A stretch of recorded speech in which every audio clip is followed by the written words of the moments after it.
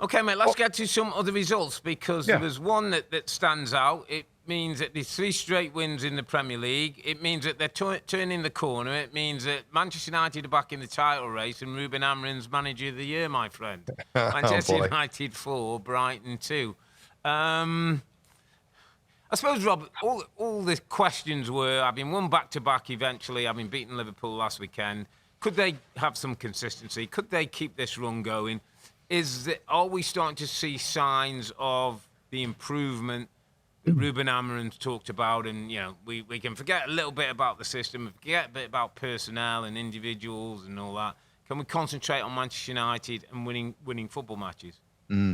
Yeah, good day for Manchester United, Rob. And, I have a smile on my face when I see the Man United lineup and I see the front 3 that were brought in. And apart from Benjamin Šeško, a kind of plug and play. Yeah. We've seen so much of Cunha and Mbeumo. You almost know they're going to work out great.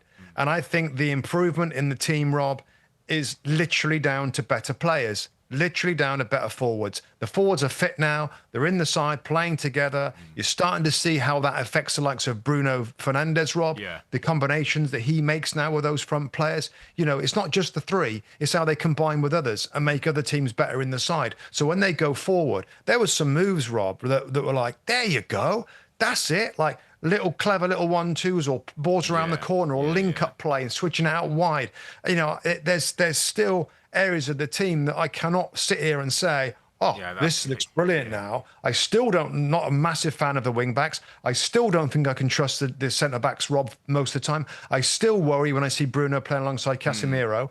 But when you've got better players in the team in that front area, then the attacking play should get better and the goals should be more. And they are going to concede. They conceded 2 goals at Old Trafford against Brighton. Yeah. They were at periods in the second half looked a bit dicey. Until Brighton's football's good as well, by the way. Brighton can possess the ball.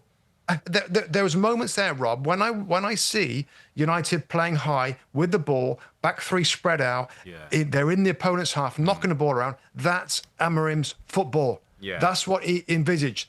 3 at the back for build-up. Everybody else, Ahmad really high, Dalot really high, 2 central midfield players holding, 2 number 10s behind a striker. Yeah. That's what he wants to see. But when their football it generally isn't great and the other team has a lot of the ball, you have some of the ball, they have a lot of the ball, that's when the system looks bad. Yeah. But when they can control it, dominate possession, then you see a approach and a style and a shape of the team that many others are doing, by the way, in possession. So lots to be positive about, particularly the front players, Rob, and how they're improving the team and others around them. Yeah, I think, you've hit on what I thought. It was the first time I kind of sat back and saw a little bit more control in the opposition half. We've had an attack, and then the shape around it was good, and they kept it, and they worked from one side to the other, which we see at Arsenal, and we've seen at Liverpool, and we've seen at Man City, but we haven't really seen it at United. United sometimes have attack, the ball turns over, and then they're running back, having to defend. So I thought that was one of the big things. I thought Bruno's, it almost looked to me, Robin, we had a couple of breakdowns where Luke Shaw actually went in on Rutero, it was a problem, and it allowed Bruno a little bit to go and do his bit a bit higher up the pitch.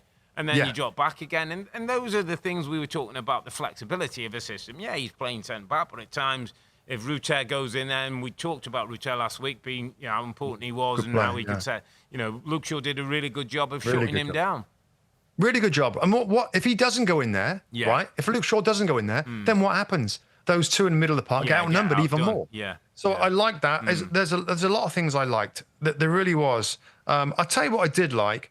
And our great friend Peter Drury, and I hope he doesn't mind me kind of replaying his. He had a great line. Then I think just even the first goal went in, Rob. Yeah. And he said, I quote, "A hint of an Old Trafford we once knew." Yeah. And he talked about the joy of the players, the joy of the fans, the songs that the fans sing. Old Trafford has been incredibly supportive of this team and managers. And I remember Gary Neville saying that they never turn. And that's anyway, they've had some frustrating times, but when Peter Drury said it that way, this was an Old Trafford that we once knew. It felt like that for the first time, and you know, some of the football that those Man United fans have been used to, they want to see it again. Yeah. It looked a little anxious late on. I think that's natural, but signs for optimism, Rob. I am not in any way getting excited and going to go. It's a little bit early, yeah. But you know, those front three particularly. It was very encouraging. So it's interesting, Rob. Just a couple of things. So a couple of things in terms of just going back to that front three. You know, Šeško that did look good. The combinations looked good. The balance was good. They had good support. You know, let's go back a week ago. He plays Cunha at the top end of the pitch, and he plays Mountain and Burmo underneath him. So, are there days when it'll be the front three with Šeško, and days when that might not be the best way to go?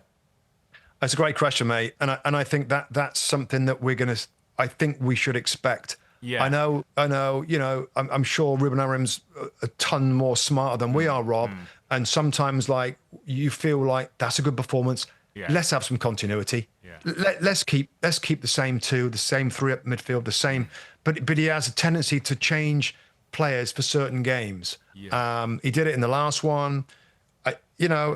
I guess you've got to trust him, haven't you? Yeah, he got it right last weekend. He changed Maguire, he changed the front man, and it works. And I'm just wondering if at certain times he's going to look at the opposition defence and how they play and how they change things again. He might just change things a little bit differently. Yeah. But the other thing, Rob, that again was just a conversation we had, and I think when our research looked into a little bit more, but the whole thing in Manchester United when the players ran out, and I don't know if it was something you saw, it came to me straight away. I said, that's the most flags I've ever seen at Manchester United since I've been watching. It was like flags everywhere. There's Roy Keane flag, there's Cantona one, there's this one. Don't they have flag days, these clubs, Rob? I can remember our club, you have a flag day. I don't know if it's a flag day or it was something, but I believe it was something that was being done purposely behind the scenes to help lift, and a bit of a turnover. So, listen, everybody's playing their part. Everybody's doing their little bit. And listen, I just thought one of the key things I thought with the win, Rob, was at 3-2, and he was getting a bit anxious and nervy, and you're nervy for them really because you're kind of thinking, is it going to, are they going to get through? And then Brian and Burmo run through and smashes it. Yeah. And the top of that. That for me was Man United. That's what United used to do. When back in our day, when you play United, you think, oh, you might get it to 2-1 or something. You think, have we got a chance? And the next minute they'd break away and Giggs and Scholes and Beckham and all these people and Cantona would smash something in. That's how they used to put their anxiousness to one side. And it was a good day, great day for Ruben Amorim, the 3 straight wins, and now hopefully he can start to move forward and be look at a more successful period. Hi there, I'm Rebecca Lowe, studio host of NBC's coverage of the Premier League. Don't forget to hit subscribe to watch more videos all season long, and for even more Premier League content from original series to live matches, head over to Peacock.